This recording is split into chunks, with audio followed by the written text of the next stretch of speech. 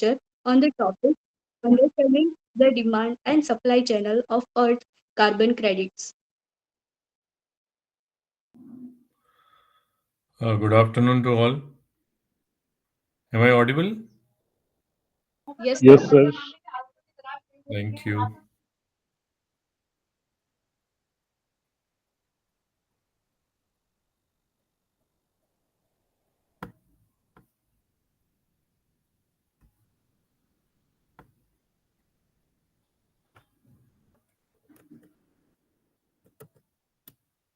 Is my presentation is visible? Yes, sir. Yes, sir. Thank you. So hope this Yes, sir. refresher course is not interrupted in enjoying your Christmas holiday. Um, and I will try my level best to make it sure that you will not get much bored during my talk. So, shall we start? Yes, sir. Okay, Yes, sir. Yes, sir. fine. Thank you very much.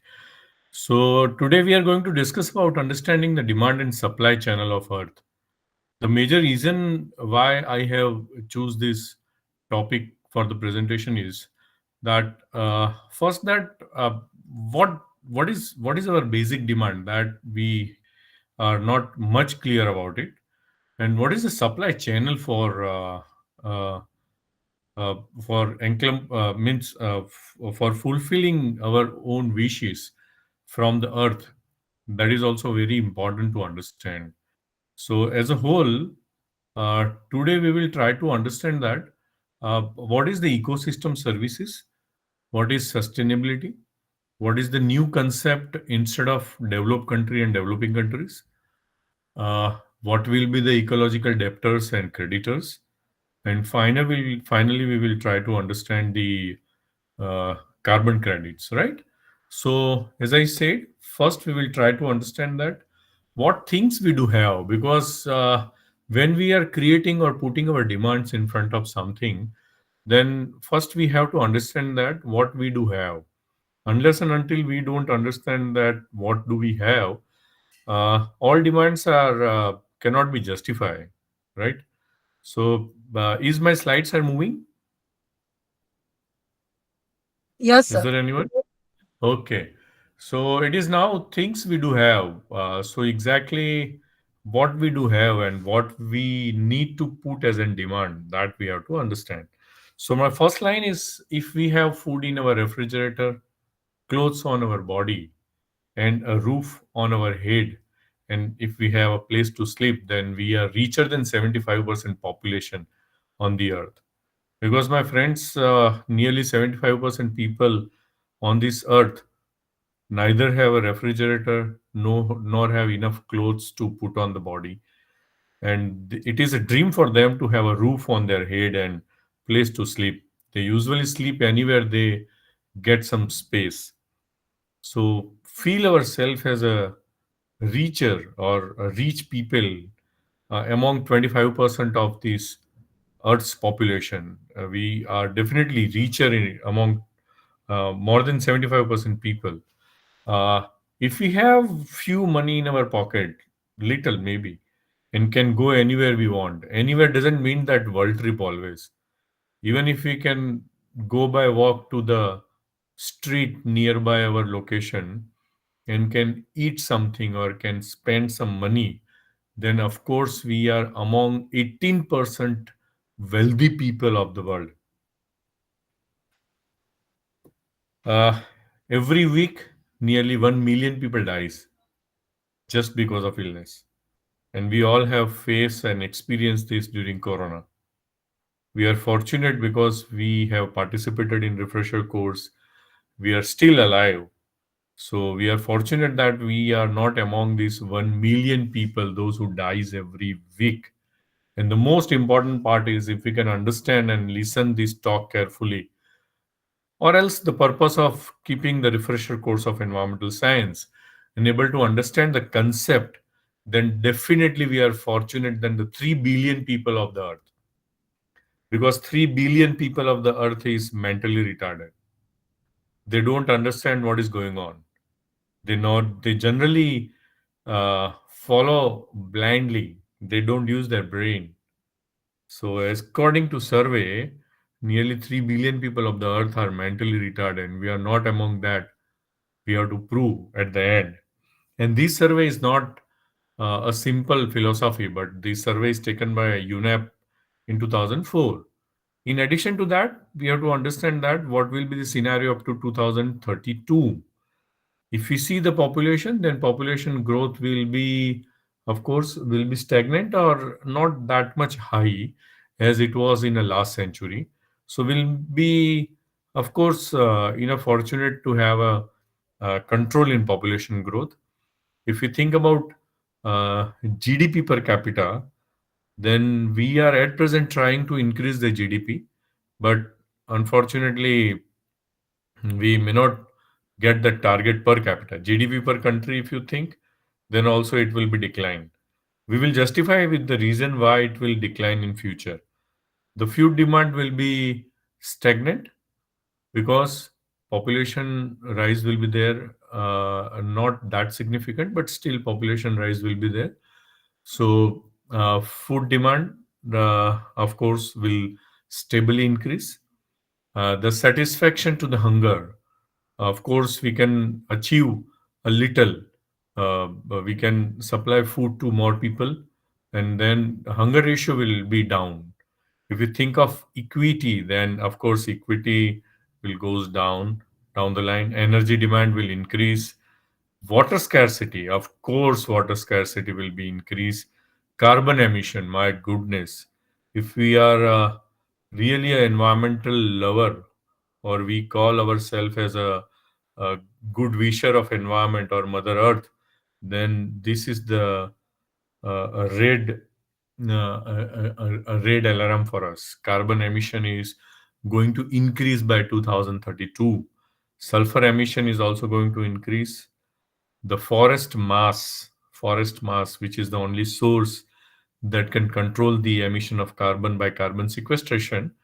But of course, that forest uh, forest mass will also reduced.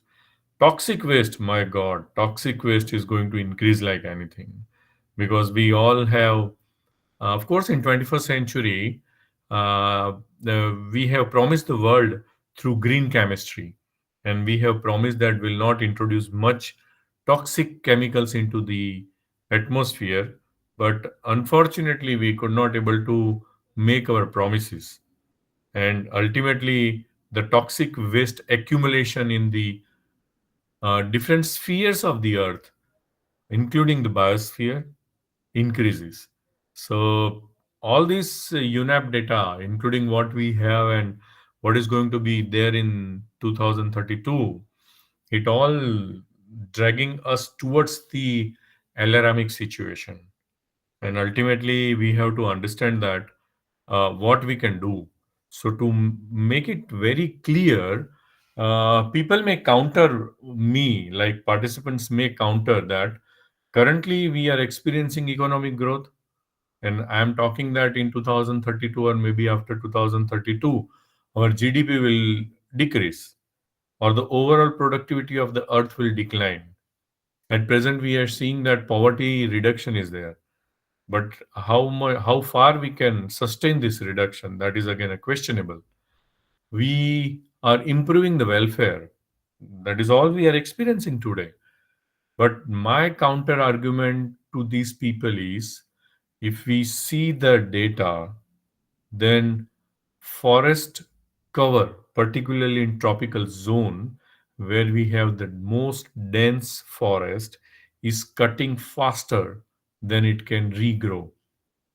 We will surprised to know that nearly 130,000 square kilometer of forest is been destroyed per year for last 15 years. There may be a different reason for this. There may be a climate change or a global warming can be one reason because forest fire happens because of this. But just to keep that aside, uh, anthropogenically, we are cutting forest very at a very high speed. Fishes are also caught faster than it can be restocked. 15% of the ocean stocks were depleted in, in the same last 15 years. World average per capita food and service consumption has grown. It's not that we are increasing by size, our demand is increasing, our consumption is increasing. And we have to make our mind that is it really justifiable to have this much of consumption? In last 4 decades, if you see that, global extraction of natural resources is increased by nearly 45%, my dear friends. 45%, which includes biomass, fossil fuels, metal ores, and lot many other minerals. So in last 25 years, we have increased natural resources exploitation by 45%. Many countries in arid and semi-arid region of the world is facing water scarcity like anything. More than 1,000 meter cube per capita per year, and particularly Central Asia and West Asia and North Africa. So we are going to be victim for this water scarcity in near future. In so many states, at present also we are facing water scarcity problem, and it will be intense in another 1 decade. Greenhouse gas emission and accumulation in atmosphere is is huge, and it creates a potential negative feedback for our ecological system. And this is the report from IPCC 2022. So, friends, if you don't understand the what exactly going on, we cannot be able to uh, find out the mitigation measures for the same. Over last century, world population has quadrupled. Means world population has increased like anything. Global resources consumption and waste emission are at a very faster rate than the earth can regenerate it. If you think for next 5 years, 10 years, then we will have a good time. There will be economical growth, there will be a poverty reduction, there will be a improved in welfare. But if you see down the line up to 20 years or maybe after 25 years, then the future is in danger. And why this is happening, that we have to understand. So to make it understand, we have to understand the production mechanism. What exactly the production mechanism is. Is my slides are changing, yeah? Yes, sir. Yes, Okay. sir. Yes, sir. Yes, sir. People are there. I think that we are all. I'll make it a little interactive also. See, we will have after few slides, we will have one exercise. We will try to calculate our own water footprint, our own demand. We will try to calculate, and from that demand, if everyone lives a life like that, then how many earth we need in future for our own existence, that also we are going to calculate. So I'm requesting all participants to just have an uh, little involvement also. As far as the simple production system is concerned, we purchase goods from the market. If you see the bottom line of this five semi square, then goods in the market we normally focus, and we satisfy our demand by purchasing the goods from the market. Now, how these goods are reaching to the market?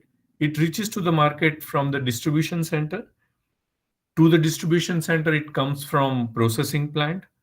From processing plant, it comes from the producer, and to producer, it comes from suppliers. So here, suppliers and producer are nothing. Suppliers is a raw material. Producers are natural resources.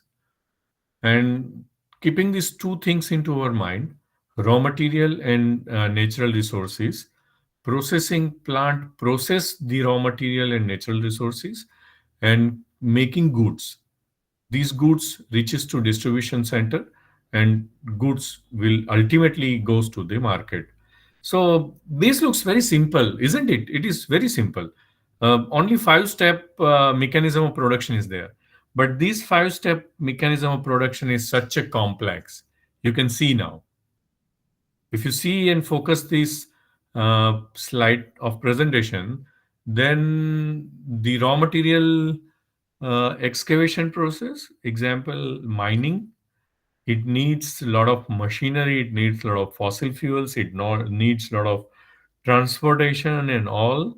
And ultimately, it creates air pollution, it creates cutting of the forest, it creates pollution in water, it may contaminate our river, it may damage our cropland, it may damage our grazing land. Ultimately, we have accumulation of pollutants into atmosphere in different spheres, not only into atmosphere, but hydrosphere, lithosphere, and biosphere as well. In past, we have proved that we have a capacity to deplete the ozone also. So ozone depletion is not now at that rate. We can control it. At a certain capacity, we have controlled it, but still, excess UV exposure is there, and humans have a skin cancer because of ozone depletion ultimately. And this is all just happening because we are focusing only on simple production mechanism, and we are not focusing the associated supplementary activity to this production mechanism, because everyone wants development, we all want facility at our home, we don't want our kids to get exposed to summer, so we all want to have a AC, we all want to have a good quality water and everything. But it is all fine, we should have it, but at what capacity we should have, that we have to understand. So this simple chain looks, but it is the most complicated. And what happens because of this accumulation of greenhouse gases are there, which cause the climate change, and this climate change have a major impact on rainfall and water balance. So once we have an impact on our hydrology, then we all know that our body is made up of water nearly by 95%, and our earth is full of water for more than 75%. So when majority of the portion, either of earth or of a body, disturbs, then definitely it has a high impact. So climate change ultimately got change in hydrology. It has an impact on hydrodynamics and also the morphology. It has an impact on flow, sediments, and if we see the next cycle, it has an impact on agriculture and fishes.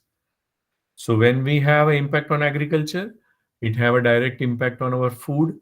When it has an impact on our food, it will have a direct impact on our body health. And when we have an impact on our health, we cannot enjoy the nature, right? So this change has an impact on agriculture and fishes. On the other side, it has an impact. For some time, it may have a positive impact on economy, but for a larger extent, it has a negative impact on our economical condition, and ultimately, it it alters our routine life. So, simple access in greenhouse gases can lead to so many other changes, and this is all interactive. It means we still have an opportunity to control this. If it is one way directional, then certainly we cannot able to control it. But as it is bidirectional, it is controllable. And if we learn something, we can definitely control it. We can control the impact on ecosystem. We can control the impact on people. We can control the impact on livelihoods. And ultimately, we can control the impact of all alteration on human health. So our ultimate objective must be to control the impact on negative impact, of course, on ecosystem, people, livelihood, and the health. So for this, we will try to take an example of a simple apple, what is our demand and what Earth can supply? Uh, Friends, uh, can you see one apple on my slide? Yes, sir. Yes, sir. Yes, sir. Yes, Yeah. sir. Yes, sir. Yes, Yes, sir. sir. Thank you.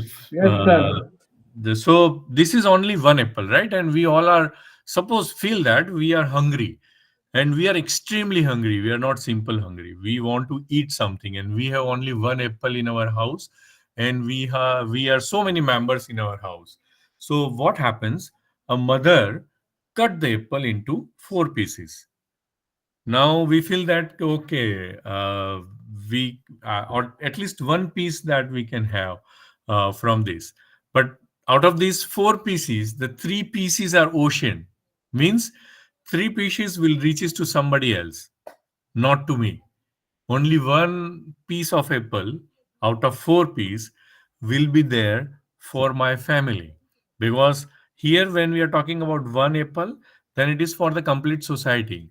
So when mother cut the apple into four pieces, three pieces will goes to society, one piece will remains in my house. Now we happy that we can eat this one piece of apple, but unfortunately we cannot. This one piece is land, means one piece for house. If you cut this apple into two different pieces, then one piece is desert. Of course, that we cannot eat, or that desert is non-productive in nature. So out of one apple, four pieces, three pieces is ocean, one remains as a land. Out of that, 50% is desert, non-productive area.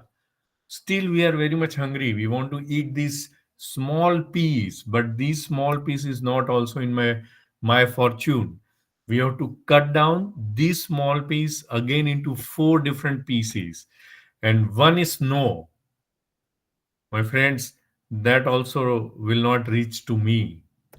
The second is all undulating part of the earth. Undulating part means we have a rock and so many things, which is also non-productive as far as agriculture is concerned.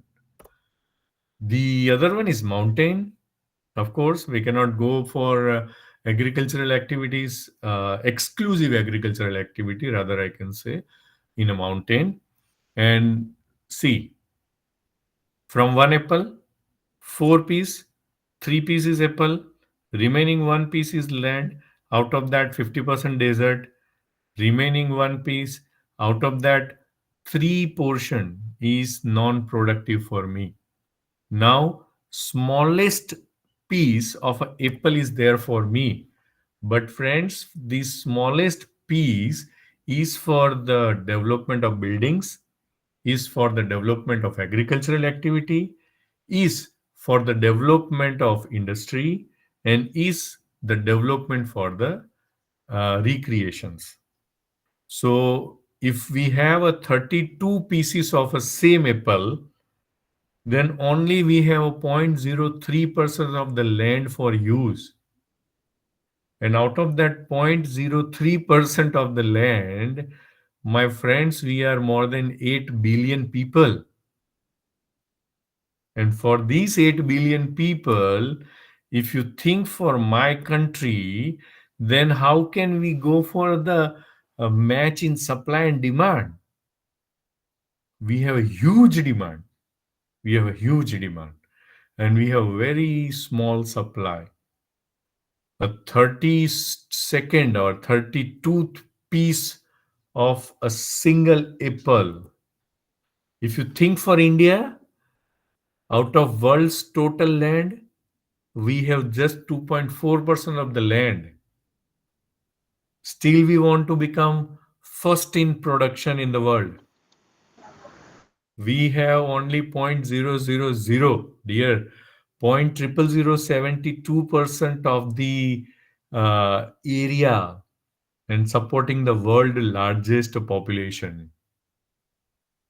So really, it may spoil your mood, because to think in this way, just try to satisfy the hunger of your family from one apple. Today, fortunately, it is the day of a Christmas where Jesus have satisfied the hunger of more than 2,000 people from one bread. But can we think that is it possible for us to satisfy the hunger of billions of people, and that too from one 32nd part of the apple? It is almost, we feel, impossible. And that is the reason why we'll try to understand, and we have finalized the Millennium Development Goal for this millennium year, right? And out of these eight goals, we will focus on ensuring the environmental sustainability. Of course, many of you, we had discussion also on hungerness, poverty, primary education, gender equality, child mortality reduction, maternal health improvement, infectious diseases. Uh, but all these can be achieved once we have environmental sustainability, because we can offer a good growth for a short period of time, but cannot able to maintain that good growth for ever. And that is the reason why we have to develop a mentality of sustainability. And what exactly the sustainability is, that we all know. Sustainability is something which is environmental friendly, which is socially acceptable, and which is economically viable. If something is economically viable but not environmental friendly and not socially acceptable, then of course it is not sustainable. If it is economically viable and socially acceptable but not environmental friendly, then also it is not sustainable. And if it is economically viable, environmental friendly but socially not acceptable, then also it is not sustainability. So sustainability is nothing but a complex network where we have to justify all the three circles of the life, that is economy, environment and society. And when these three equally comes together, then only we can achieve sustainability. So by this simple way we can understand the sustainability. But if we are really talking some objectively, if we really wants to achieve some objectives, then we have to redefine the sustainability. So now how to redefine the sustainability? We need not to do anything else. Just to redefine the sustainability, keep yourself in the center. Can you able to see me in between these three circles on the bottom here? Can you see me? Me? Yes, sir.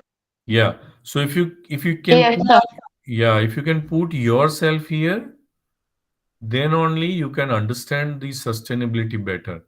So by keeping ourselves here in the center, if you think that if we want to have a better quality of life and all members of the society, if we want to have a long-term environmental practices, if me means I want to have a stable economic development combined with sustainable transport system, then we have to create livable cities and communities.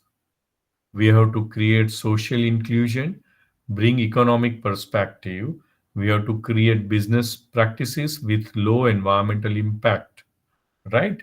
And this is nobody else except me can do.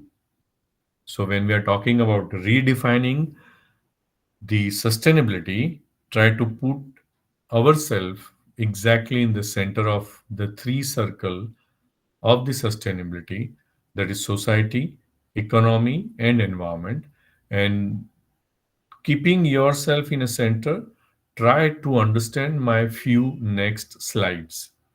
Now, to achieve environmental sustainability, what we need to do, what to do, that we have to develop the understanding on what we need to develop understanding on ecosystem services. What ecosystem services, what are the ecosystem services? We are talking about service industry. Do we ever acknowledge the ecosystem in that services? All service industries are just because of existence of the ecosystem and nothing else. So when we are talking about biodiversity, when we are talking about spatial richness, species rarity, biomass density, primary production, and genetic diversity, out of this biodiversity, our ultimate goal is to get or to achieve human well-being. And for that, we have some direct value services from ecosystem. We have direct values like provisioning, that service ecosystem service provides us food, fiber, timber, water, and almost everything. And we are talking about indirect values, then we know that it has a regulating mechanism, like it has climate regulation, it has the supporting habitat provisions, ecosystem processes, and lot else, right?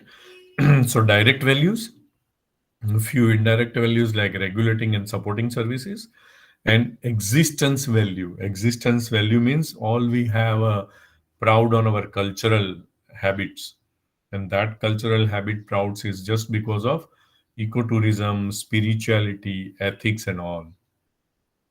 If we exploit these services, then instead of human well-being, we are putting a negative impact on humans, and that leads to imbalance between the demand and supply. Because if we want to maintain the demand and supply, then only keeping the mind into human well-being, if we use the services of ecosystem, then definitely we can maintain. But if we exploit it with the over demand, then the demand and supply chain will get disturbed. And Mahatma Gandhi has once said that Mother Earth has everything to satisfy the need of human. Mind well the word need of a human, but not the greed of humans. If we become greedy, then this ecosystem don't have anything to offer us. Now, what is this supply? Supply is nothing that we have seen in the previous slide. It is the services provided by the ecosystem. And these services, in modern terminology, known as biocapacity. What is biocapacity? This biocapacity is how much bioproductive area is available to us. To us means to my country, right? So it is supply means from biocapacity, and demand means ecological footprint.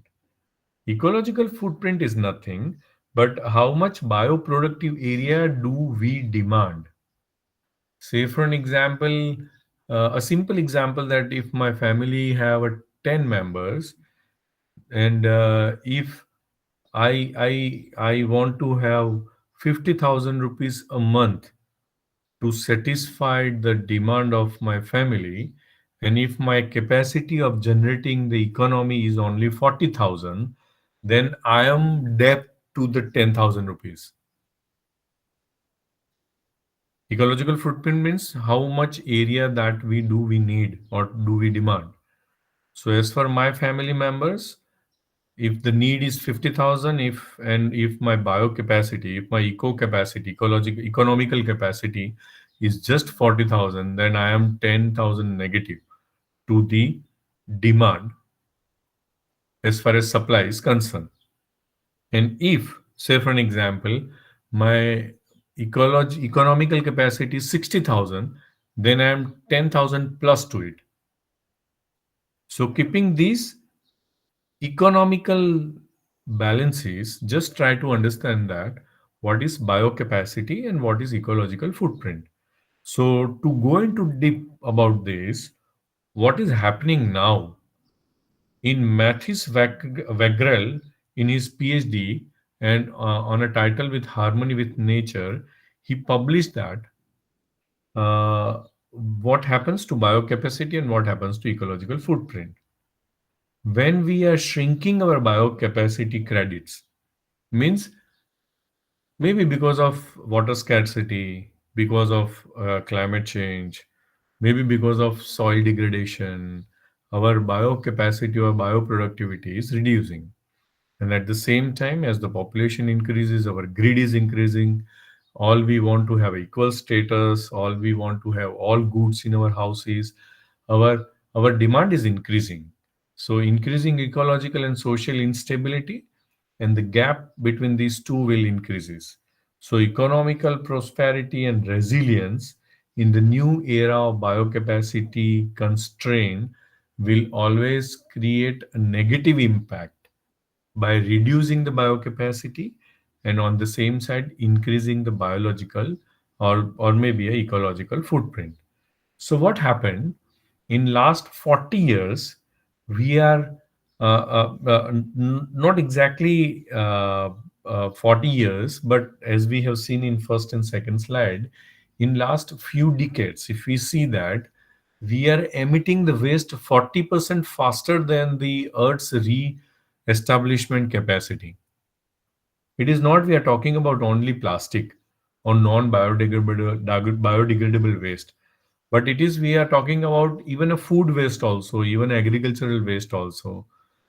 Which waste? The waste which can be even uh, biodegradable, but this biodegradable potential have its own capacity. So when we are emitting waste 40% faster than Earth's biosphere, which can regenerate it, then we can understand the ecological depth. See here in the center of this graph, the dark pink color. If we live life like this, then up to, if you see in this horizontal line, then up to 1980 or 1990, we are okay. Number of population and number of planet of Earth we need is same. The Earth can able to provide food and shelter to number of people if up to 1990. But if you see in 2000, we are at 2020. Then if you see XY integration, that we need 1.5 Earth, and down the line by 2060, almost we need 2.5 Earth. Is it possible that if we can able to see in last to last month only, we can able to successfully launch the reaches to the Earth, sorry, Moon. So is it possible that can we have some goods from Moon to look into this demand? Not, friends. It is not possible. So the number of Earth that we need to satisfy the need of the people is ever increasing, and to for that we need to have a new direction of growth. And new direction of growth is nothing but, as we are talking now about developing country and developed countries, all we talks about, even we have fixed our target also. Up to 2047 we will be one of the developed country. But with this goal of developed country, we as an environmentalist have to create or make our mind that by 2047, along with the developed countries, we will be the most ecological creditors of the world. If we can combine these two objectives together, as a developed country up to 2047, along with the developed countries, we will be the most ecological creditors. And for that only, government is nowadays promoting organic farming, have a ban on plastic usage, are into the renewable energy businesses. Our renewable energy generation capacity has increased a lot, and we all have to live sustainable life. So it is a need of an time that we have to change our directions of a growth, and government is entering into this, and we as an environmentalist or maybe intellectual community, we have to think that along with developed countries, we will be among the most ecological creditors instead of debtors, because at present we are one of the debtors. Our ecosystem cannot support these many people, and along with that, we have a lot of industries also that consumes the raw material at a very high or faster rate.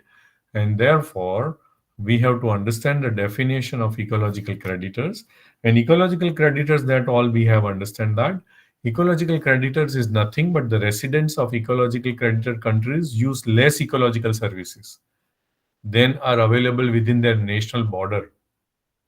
It is not that something we will get from Pakistan and Bangladesh and Sri Lanka, right? It is something that available within our boundary, and if we are using less than that. On the other sense, if we think in that direction, that if my house income is 50,000 and if I spend 30,000 rupees a month, then I can save 20,000 rupees for my future generation. That is the smart investment, right?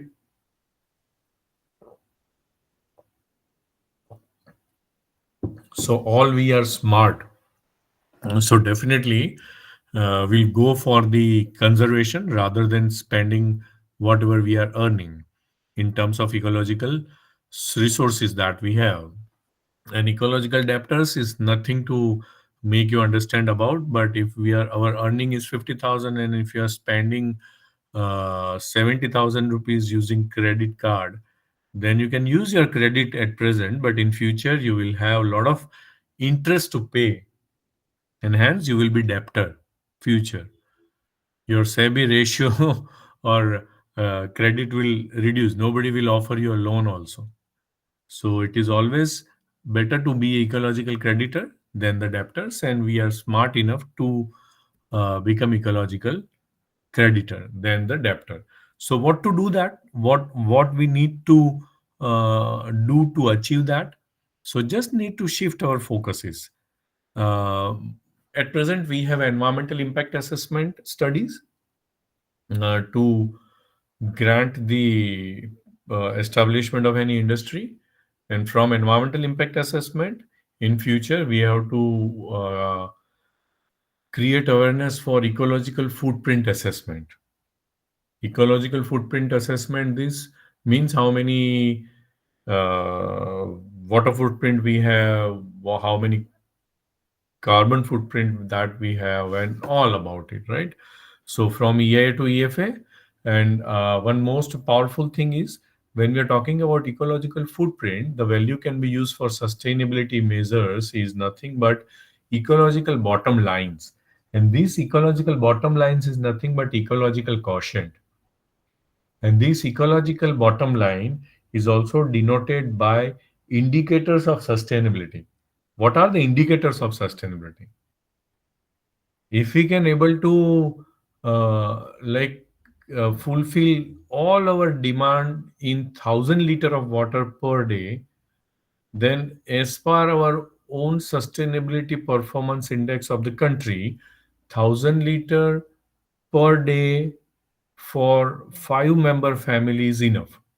So there are some indicators of sustainability that we are going to discuss soon, right? So ecological quotients means that total ecological footprints that we have, total ecological footprints divided by our own share of supply limits of natural capital, right? So with this, if our ecological quotient is less than 1, then of course we are sustainable. And if our ecological quotient is more than 1, then it is of course unsustainable.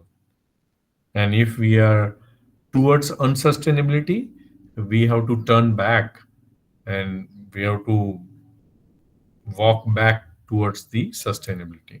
And that can be achieved by understanding the climate change performance index. And these climate change performance index is related to GDP. CCPI is nothing but the Climate Change Performance Index. And these sort of questions can maybe there in your last day in your refresher course examination, right? So, Climate Change Performance Index. See, if you see that Climate Change Performance Index of majority of the country is now improving because we are focusing more on renewable energy, and we are now less dependent on coal and atomic energy. So 44 out of 58 countries ranked in double digits growth rates except four countries, and majority of the countries like developed countries are reducing their direct energy sources, that is the coal utilization. If you see the United States, they have reduced their coal dependency by 11%, Canada minus 5%, Germany minus 3, UK minus 16%, Turkey minus 13%, China minus 5.7, Japan in minus 5, South Africa minus 2. Now it is our turn to say something from our country. So still we cannot be able to reduce our coal dependency, but we are trying a lot. In Kutch, we are developing world's largest solar plant, more than 2 gigahertz. So by doing these activities, we will, of course, down the line in another 2 years, we will have a negative rate as far as coal dependency is concerned. Now, in the last line, I have written that the big question is whether Paris can make a turning point to the high-speed train. Hello, yeah. What is this high-speed train? What exactly the high-speed train is? Friends, we are at present, the world is traveling in a very high. See, one of the participants have their microphone on. Hello. Yes, sir. Yeah, one of the participants have a microphone on and talking to someone. Okay, no problem. Shall I go ahead? Hello. Yes, sir. Yes, sir. Okay. Yes, Eh, sir. Go ahead. so we were talking about the high-speed train. We all are traveling in the same train, and the speed of the train is more than 150 kilometer per hour. Right? We are traveling in a train having a speed of 150 kilometer per hour, and we all seek because the speed is because we all are seeking for the developed countries. Uh, and we all can see that there is a sharp turn after 10 kilometers. If we cannot able to reduce the speed of the train and try to take a sharp turn to the curve, then the chances of getting down from the rail track is 90%. And that is what they have discussed in Paris. In Paris, it was held in 2015, COP21, and people were 197 countries representatives were there in Paris, and all they have admitted that uh, climate change and a threat on God's creation are real and serious problem, and we have to take that very seriously. And for these, we have to understand and act according to the uh, good principles, and for godly stewardship and simple lifestyle we have to adopt. Not only that, it is the responsibility of the community, but what are the responsibility of our leaders? Hold our governments and political leaders, make them accountable for country's commitment. I'm really I have a doubt that how many participants will have understanding that what are our commitments in this Paris Agreement. But if we can able to understand the Paris commitments from our country, then only we can hold our political leaders, make them accountable to justify them. And as a community, we have to be ready and actively participate in all government's policy to reduce our total footprints. And for that, the COP21 have released a email also. We can connect and write them if government is not acting um, as per the need or as per the commitment given by the country. And hence, we have committed that. Let us not forget that we, as a God's people, can face these as we face every other challenges. We all have experienced the challenge of coronavirus infection, right? We can able to face that challenge. We came over, but can we able to resolve this climate change problem? It is really a questionable. With the confidence in one to whom all authority in heaven and on earth has been given, and who has promised that he will be with us, means God will be with us.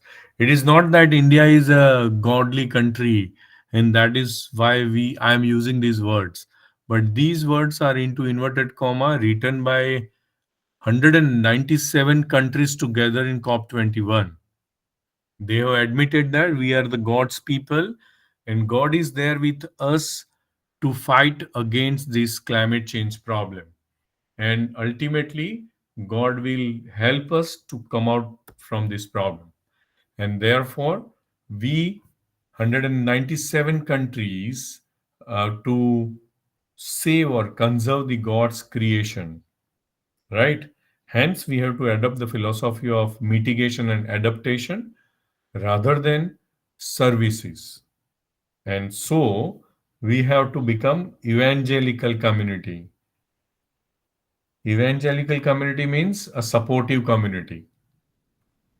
Our right, our duty is to support the ecosystem as a whole, right? So we will do that definitely, and one day we will definitely achieve that. We will achieve and we will have a permanent shift in economics and politics to include the morality and spirituality. If we can include the morality and spirituality in the economics and politics, then only our outlook towards the utility of the earth will change, right? And therefore, we have to adopt a CDM related projects. CDM means what?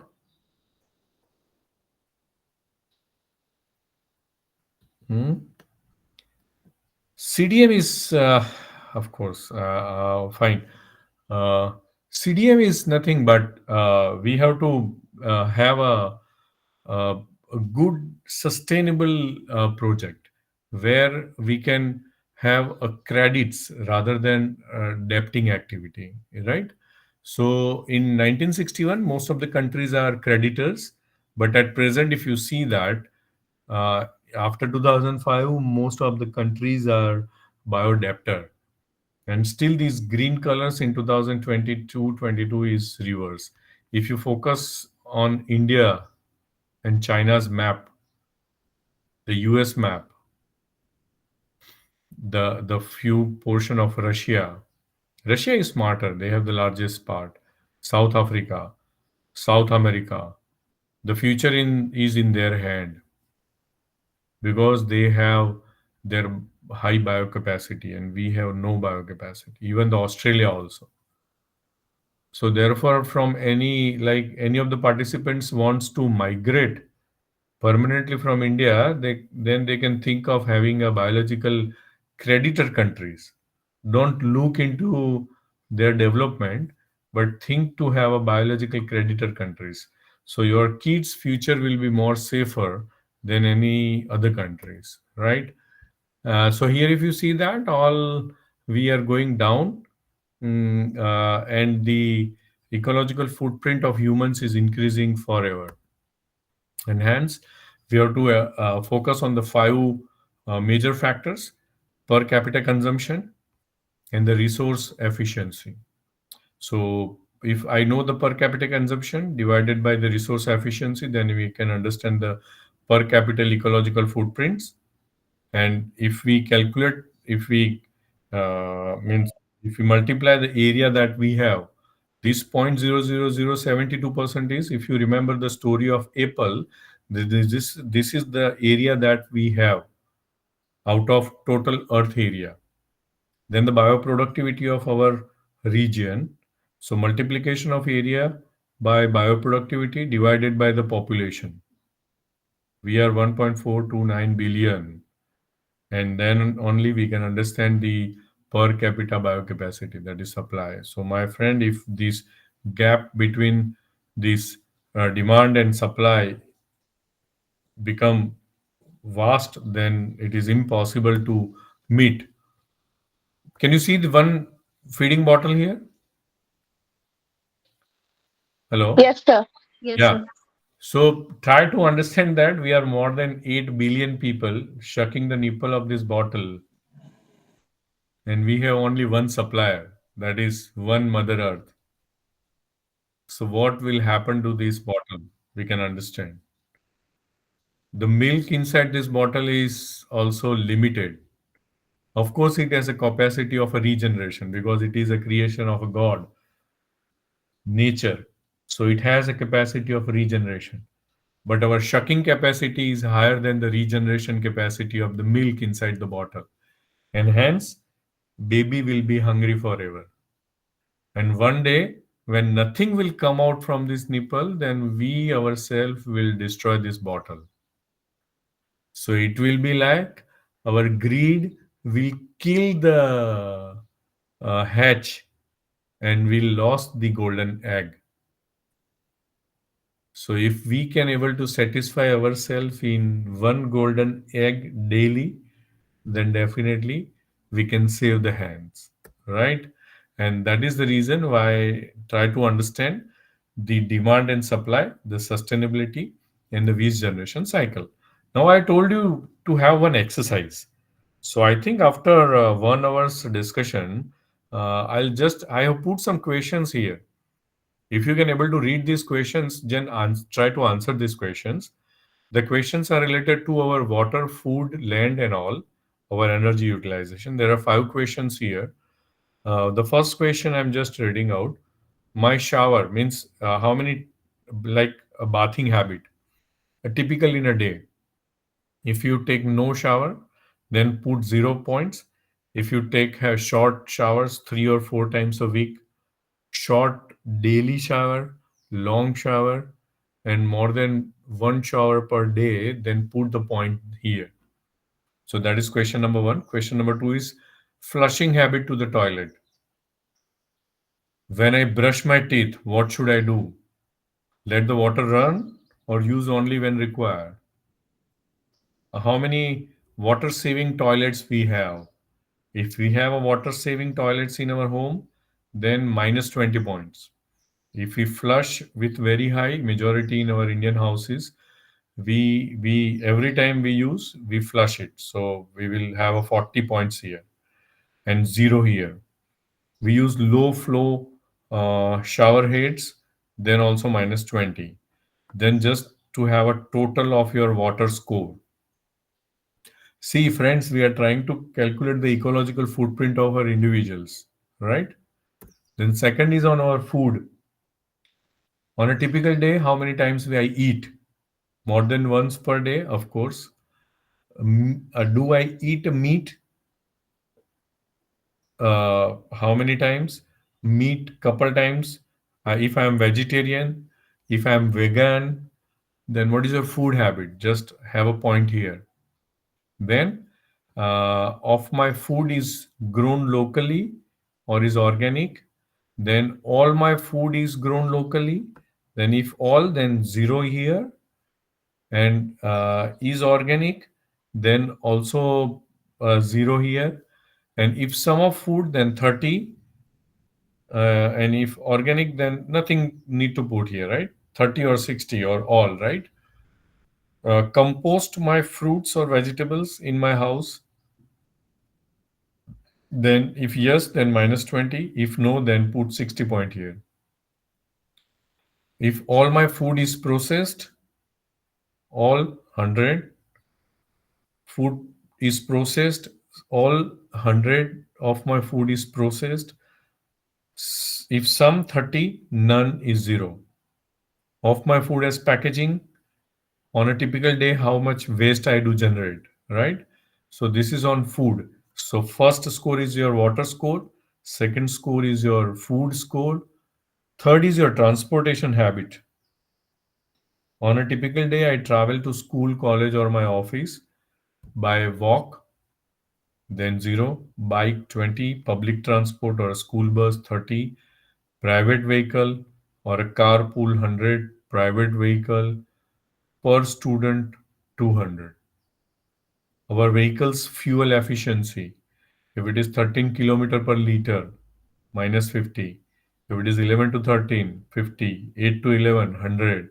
Less than 8 kilometer per liter, 200. If I am using very hi-fi car with very low fuel efficiency, then I have 200 points here. The time I spend in vehicle on a typical day is how many time? What is your traveling time to your office, to your house, or something else? That you have to calculate in total. Going to office and coming back from the office. Fine.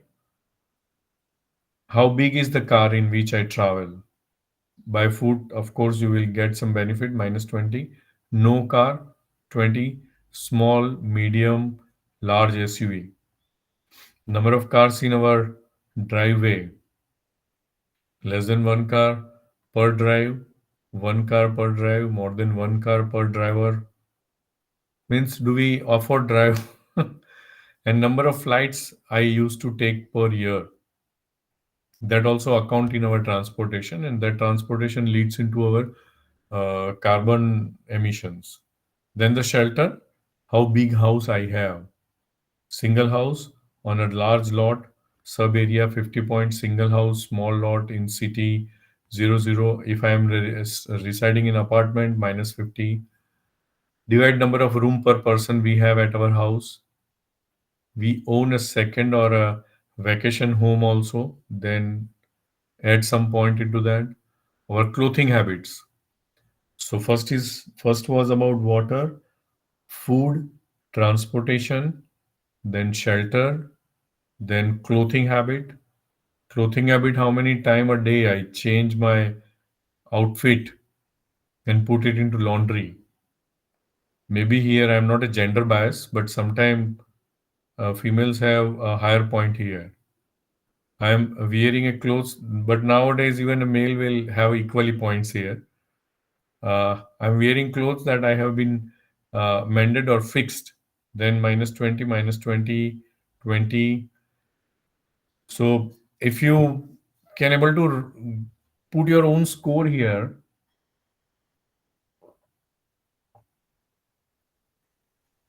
then at the end, the energy use that we have at our home, how many air conditions we have in car, home, or only electric fan, dry clothes, outdoor, indoor rack, energy efficient or refrigerator, 5 star or not, second refrigerator if we have two refrigerator in home, use five or more compact fluorescent light lamp, if yes minus 50, and if no 100.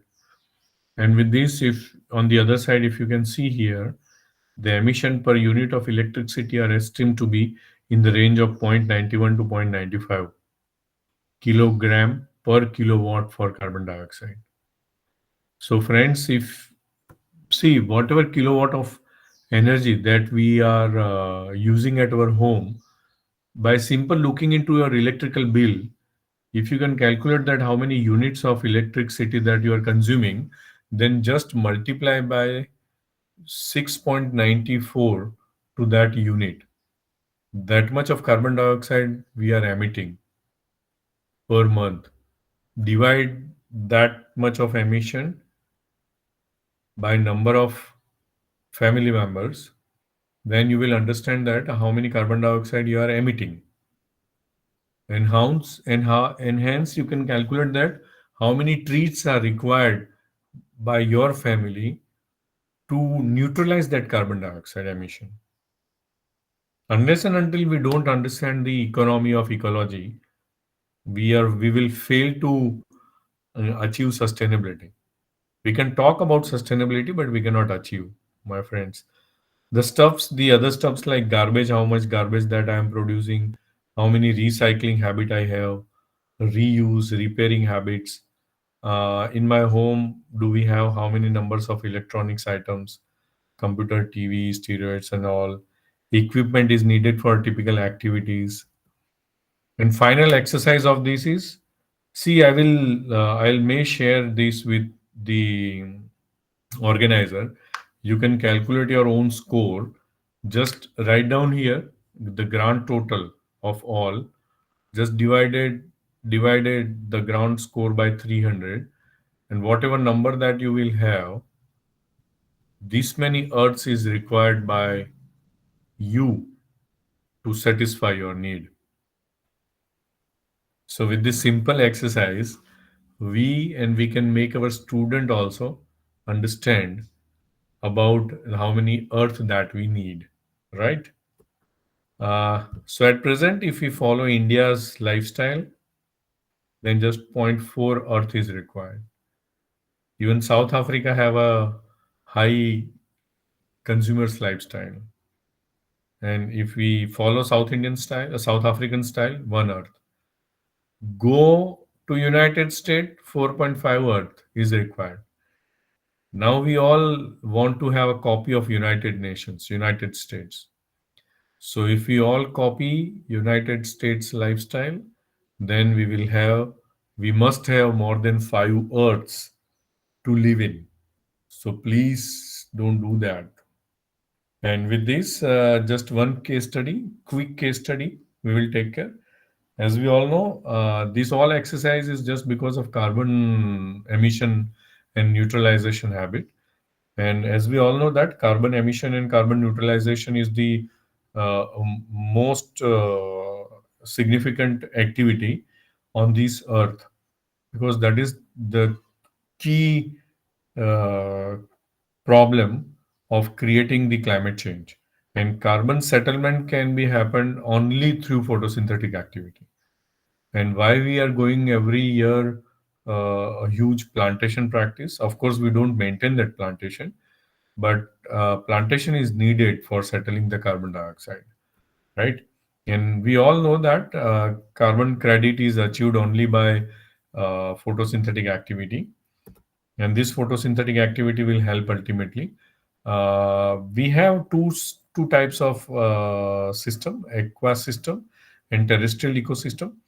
A terrestrial ecosystem have a very high capacity of carbon sequestration, but to overcome that, a mangroves ecosystem or a ecosystem or aquatic ecosystem even have a higher capacity than the terrestrial ecosystem as far as carbon footprint is concerned.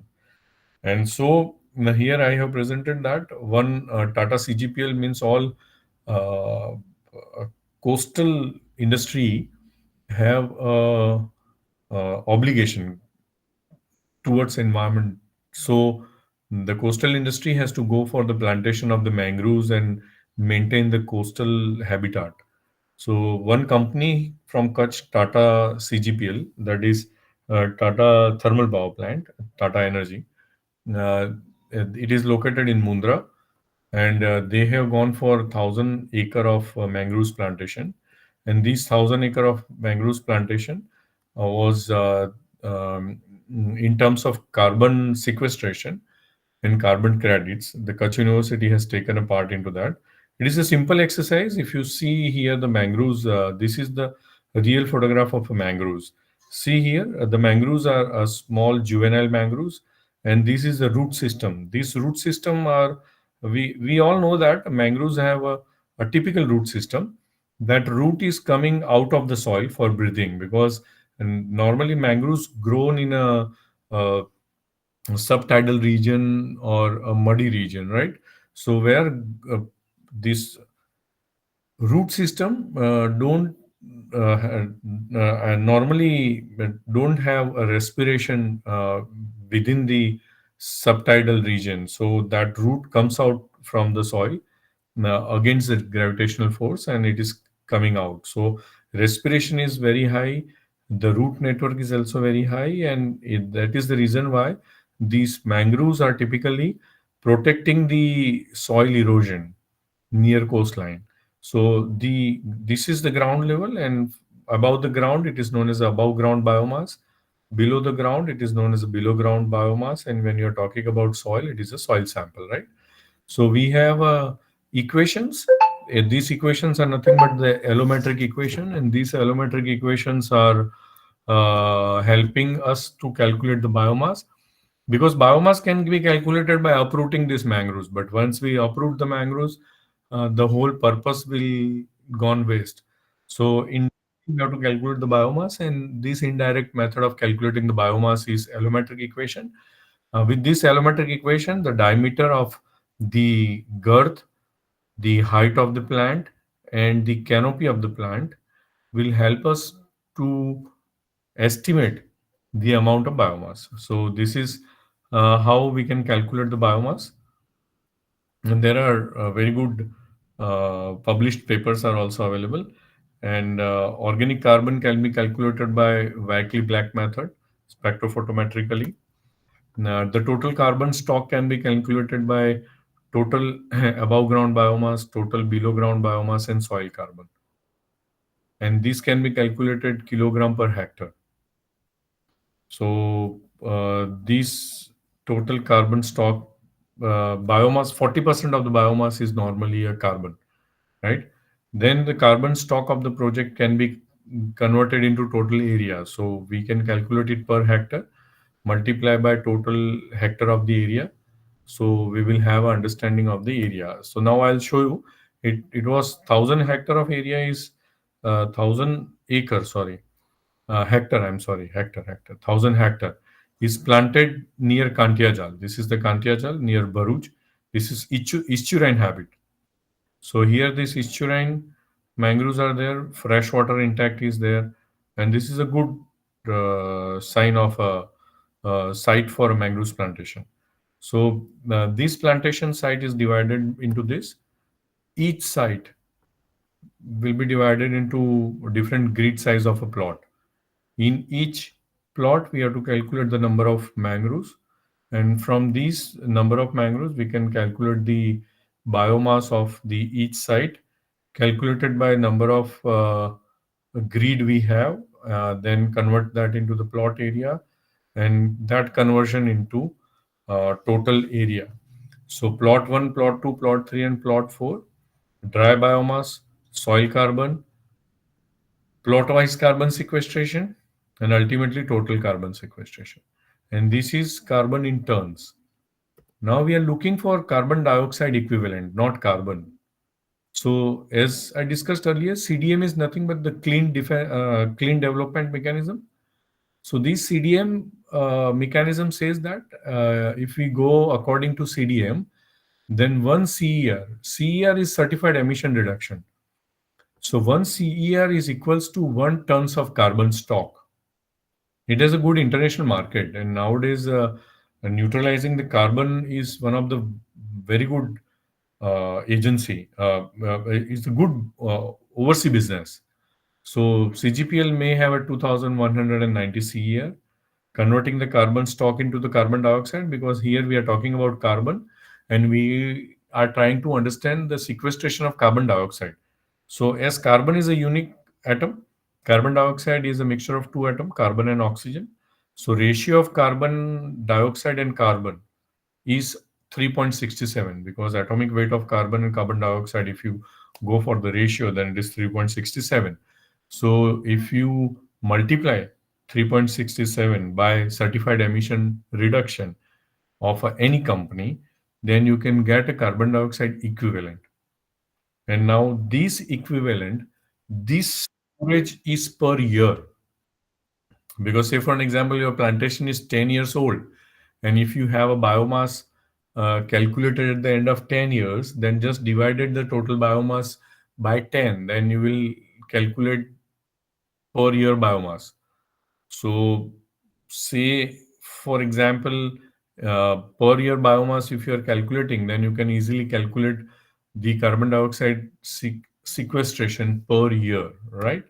So, with this, I'm thankful to the uh, committee of refresher course, the coordinators, and a simple request to all is this is not from my side, of course, from the future generation side. The photographs are very clear.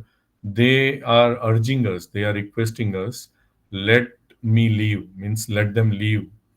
Please let us enjoy our basic rights in natural conditions. And it is request to all that please don't destroy their home for our greeds, right?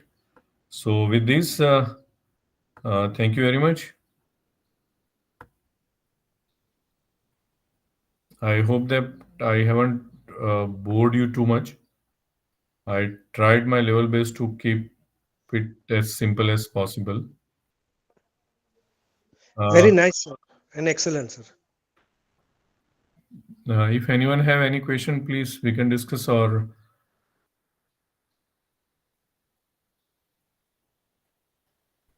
Thank you so much, sir, for such informative session. The floor is open now for question and answers. You can ask your questions.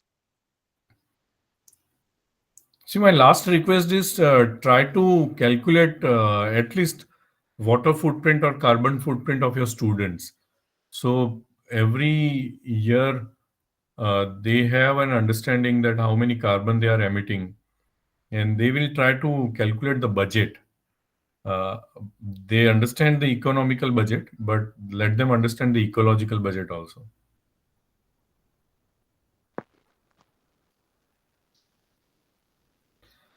So I guess there is no questions. So please, Anal Maitre. Yes, sir.